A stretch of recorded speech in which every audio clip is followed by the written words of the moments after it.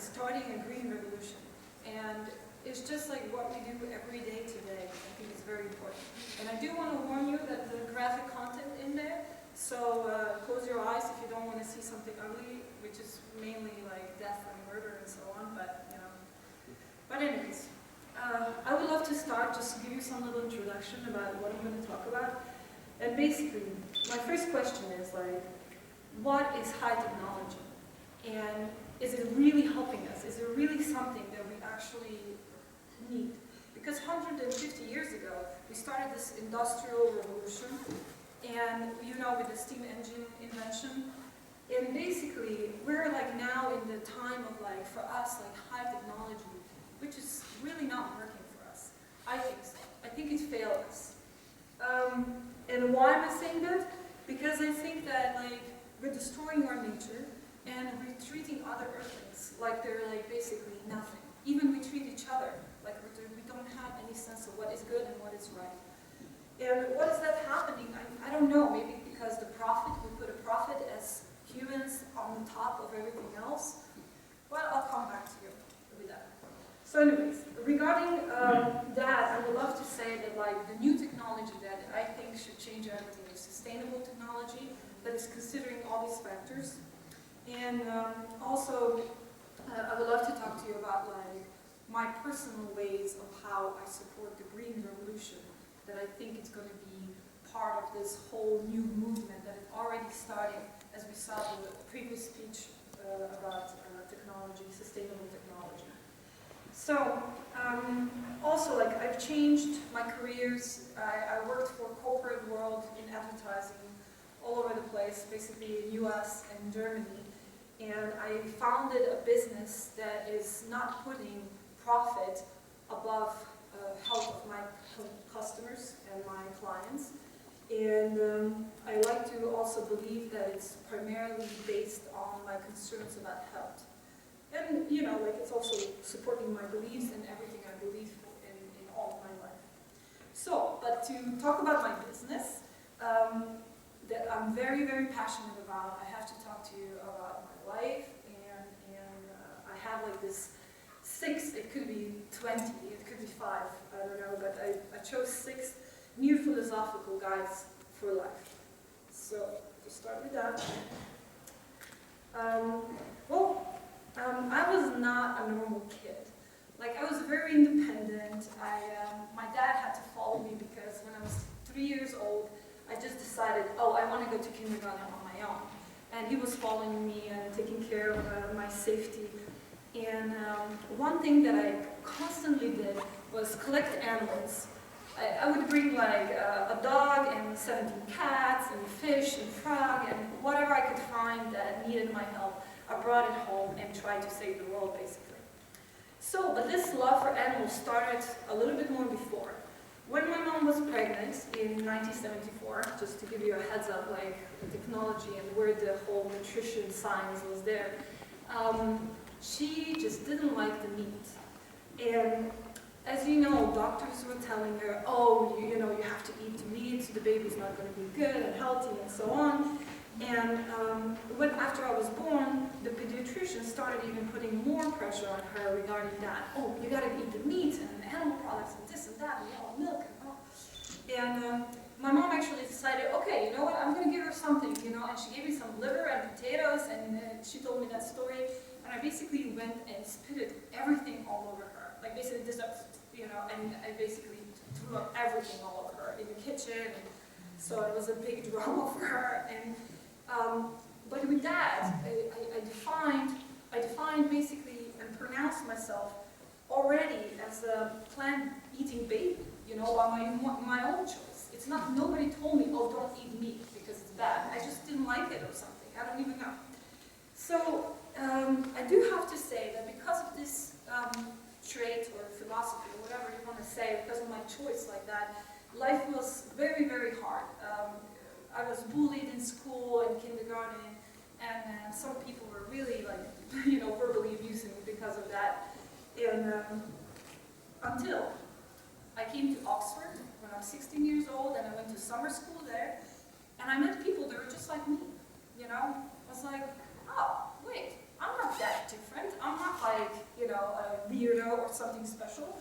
So, and then I traveled around, like I had a traveling bag. I lived a little bit in Amsterdam, I went to Australia, I moved to New York, and I did a long-term career over there, did my master's there. And then recently in 2010, I moved to Germany, and also because of the Busy Eco Kid, I moved to Slovenia. And that stuff changed. It was very different, as you can imagine. But what I want to make a point of, like, this pain and insulation and all this, like, you know, like, life feeling being different, and disrespecting this authority, you know, this dominant culture of karmistic, you know, people. I mean, it's okay. I don't want to hurt anybody. It's basically made me. It was a source of inspiration. It was also a work base for everything I did in life. So the second thing that I say, do what makes you happy and what you truly believe in. It is never too late to start following your own heart. So as I said, like after Manhattan Masters, I got into this very high-paced New York City advertising life and work, and it was like, I started like very successful. We got awards and everything was fantastic. I climbed the ladder really fast and became, you know, what I wanted to be. But it was all about like selling stuff. And in 2010, we were already in Germany at that point. I just like woke up one day and I said, like, what am I going to think back about my life when I'm on my deathbed? Like, what am I really doing? Is this really me? And that's how the Eco Kit project was born. So in the beginning, I thought it was a madness. But then after we got like 3 awards, we got basically the European Sustainable Entrepreneurship Award, then we got the Best Green Designer in Modepalast in Austria Award, and latest is Top 10 Eco Designers in Germany Award. And then I thought, like, you know what, I'm doing something okay. Like I'm following my passion, and the world is ready for this change. So, and this one is a little bit sensitive, so everybody who can look at the violence, really like close your eyes. But as a kid, I really, really loved animals. This was like, you know, basically all I cared about. And I couldn't understand, like, why do we love and treat so nice, like dogs and cats, and then on the other hand, we eat pigs and cows and chickens and all that stuff.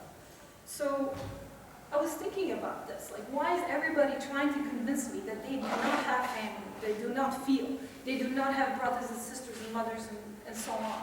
Like, why was so much pressure on me as trying to feel more for these earthlings? I mean, we're all on the same planet. And I think it's just because it's easier and convenient, and because our dominant society is basically telling us to be them, right? It's easier to basically go in the shop and buy whatever is there. It's easier to not feel anything. It's easier to shutting out the truth. And as a society, we're going, I think, like, as a global society, we're going in the wrong direction this way. And I feel that, like, you know, livestock industry and the whole destruction of the planet and poisoning our waters and, you know, all that stuff is basically just getting really, really out of hand. So, besides compassion and true reason, because I believe that most people do not want to go around and kill things. You know, you do not want to go and kill an animal on the street, or you do not see a dead animal on the street and think of it, oh, what a nice lunch is this going to be, right? You want to like, oh, whoa, what did I do? So, I turned my project, Busy Eco Kit, to be more compassionate and practical, and that feeling more, it's actually healthy and not weak, and like more eco-friendly, and more in tune where this planet should be going. So, and it's in tune with true values of human beings. We are compassionate beings. So, well, I'm dreaming of a different world, of course, where we don't do all these things, where we don't have industrial farming, where, you know, like, we don't burn and destroy the planet completely and pollute everything, and where we don't treat each other like that. So I would ask you to try and feel something and go with your own heart and guts in this way. Oh, and Albert Einstein, of course, said, Nothing will benefit human health and increase chances for survival of life on Earth as much as the evolution to vegetarian diet. And I believe it's not about like just saying something. It's very practical. The second part, it's about the truth can be hard to accept, but we should not be ashamed to share it and fight for it, and we should not deny it in our own convenience or habit. And let's start like with the saying of Martin Luther King Jr. And there comes a time when one must take a position that is neither safe, nor politics, nor popular, but one must take it because one's consciousness tells one that it is right. So here, my main point is consumers do not know how to like feel, basically how to distance themselves and look at what is really behind their products. So, and why they buy it, of course, because it's cheap and convenient and so on, but what kind of injustice is behind it and what that means for their health, that's one thing that nobody really thinks about too much, right? Most of the time people do that because they're uninformed, they don't know, so why would they do something they don't know about? So here, to come back to my project, Easy Eco-Kit, I want to talk to you about like clothing, and in clothing, for instance, skin is our biggest organ, as you all know, and after 6 minutes, whatever you put on your skin, it comes into your bloodstream. So imagine, whatever you're wearing, in actually 6 minutes, all that poisons, everything, whatever was on there, it's in your bloodstream. And yeah, you can wash it and do whatever, but certain things you cannot wash out, even a couple times maybe. So, to talk about my favorite plant on this planet that is also the most poisonous plant, the most poisoned, basically, plant, and that would be cotton.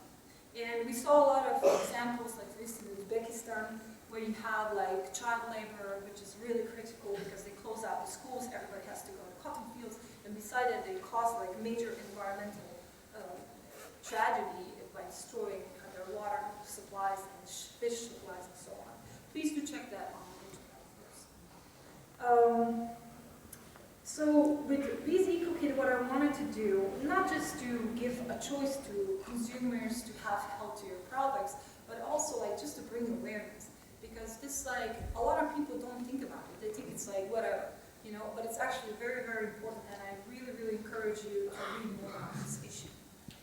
So beside that, we want to encourage help your own local economy, so buy local stuff. Made in Slovenia is okay, it's fantastic products, it's high quality products, it's healthy products, and we have really good also respect to human and animal laws. Could be better, but it's okay. Then, like, do think about like that quality is more important than quantity. So you can have like 50 clothes, there are 50 shirts in your closet, but I'm sorry, they're all poisonous and they're all basically taking away jobs for our people. So think about that, buy from your local people. Rather have one product there than 5,000. You will never even wear them anyways. Don't wear it twice and throw it away because you're too lazy. And because it's cheap, right? Another thing is like, think about stories behind your products, what's in there, about the ingredients. Read the labels, where does it come from? And pay attention to certificates, because most of these certificates are very hard to get and they're very controlled, and especially in Europe, it's pretty good. Europe, America, developed, more Western world, definitely has really, really good labeling. So, and always think about, like, what do you support with your money? Is there cruelty behind it? Is there poison, something that's going to harm my family? And do what is right. So, the fifth one is a little bit like a question. But, as you know, we've all been through a war in Yugoslavia, and I was 14 and they bombed my hometown, and I remember waking up with like gray hair, and since then I have to color my hair. Also another very traumatic experience that I had in my life was September 11th in New York City. The World Trade Centers came down and all that dust, it was all in smog and dust and debris was everywhere for 3 months, and I poisoned my lungs. Well, it's very negative and I still have consequences of that, but I learn from my trauma. You know, I see a world in it's a completely different way than somebody else would who didn't go through that. And that's why, for instance, like, I want this world to be better, and especially people to treat each other better. And it all comes down to treating all Earthlings better. So, in this way, like, nobody will do anything about it but you and small entrepreneurs and small businesses that are making this grand revolution happen, right? Like big governments and schools and universities and, I don't know, institutions and so on, they will not do anything because they're profiting from this status quo, that nothing is changing. So you as individuals have to make this change by making choices, thinking about what you buy, right? So this is on you, not on anybody else. So the last and very kind of optimistic would be sixth, and I'm talking here about health and family is all that matters at the end, which is true. And don't forget, also other Earthlings have families and also love to be safe and so on, and have a good life. Here it's about like that each individual can do something. I mean, I cannot save the world as I tried when I was a child, saving all these animals and dogs and cats that I brought home. But I can do something. And this was like why I started doing these income projects, right? It is very important that you obey all these things. I know like in school they taught you like, you know, you walk, use public transportations instead of your car, save energy, turn off the light, turn off the electronic devices when you're not using them. Here, another one that I'm telling you, try and eat more plant-based diets, if not all of it, of course, your choice, and do recycle. Like recycle trash, recycle stuff. You know, like mommies can give old clothes of children to other children, and it's even safer because it's washed and doesn't have all these chemicals inside. So, this eco-food project, it starts with a safe, healthy plant, which means we use basically cotton, hemp, local stuff, you know, linen. And for me, it's very important that I stick to also without colorings or chemicals or whatever color we use. We test for poisonous stuff like metals, you know, that can harm you. And it's important for me that we have no child exploitation. Everybody gets paid well who's working on our project. It's all local people in need who lost jobs in Turkey and so on. And then also, I would love to say that we got also certificates, which is GOTS. It's like a global organic, so it's international certificate. It comes from London, and we have also Fair Trade International, which means like no children labor, no abuse of animals, children, or anything like that. So, and recently I got also safety and health certificate for our toys, which are basically made from recycled materials that we use for clothing, whatever is left, small pieces, we use it for toys. So everything is used. It's almost no garbage in this production. So to come to my ending, I recommend that you take care of yourself and your family. Do not watch commercials and big companies what they tell you. Think about your own safety. Think about like what is healthy for you, really, and think about how to protect your own family, to buy healthy products, to buy products that are not dangerous for them. And to end this talk, like, you do matter. And don't forget to feel, to let yourself feel, and to do what is right. I really encourage that. Thank you.